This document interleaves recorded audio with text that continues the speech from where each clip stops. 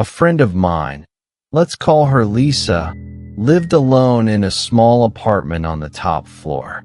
One night, she was scrolling through her phone, waiting for a podcast to end, when she heard it.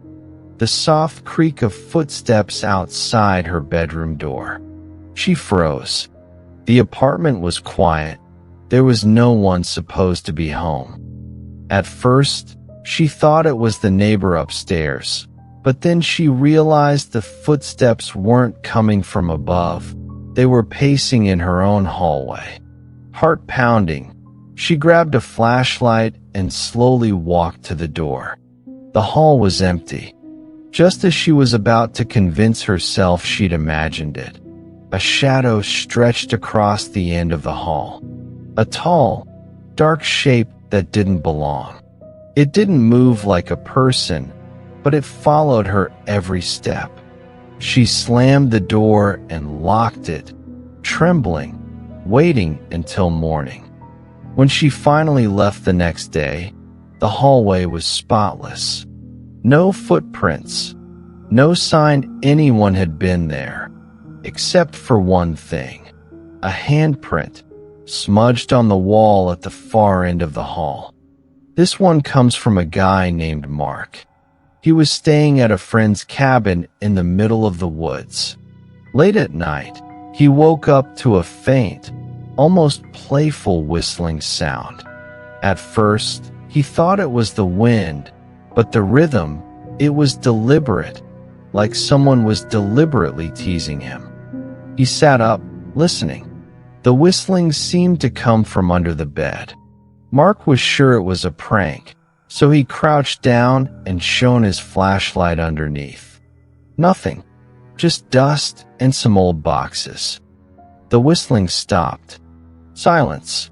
And then a voice, soft and cold, whispered, "I see you."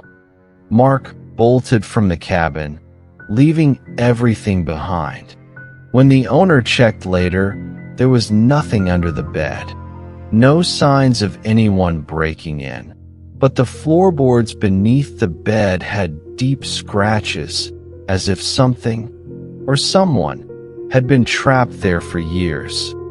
A woman named Sarah had just moved into a two-story house. One night, she was watching TV on the couch when her phone rang. Caller ID showed her own number. Confused, she answered. At first, nothing. Then a voice, barely audible, said, "I'm right above you." Her heart raced.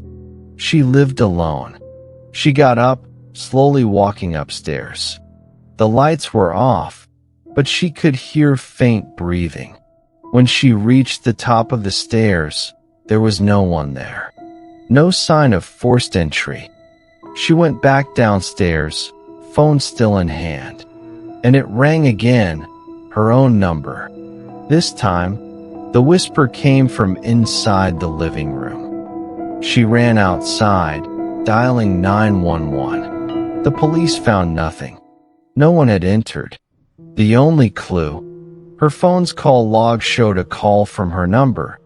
That lasted for nearly 15 minutes. And the line had been silent until she picked up.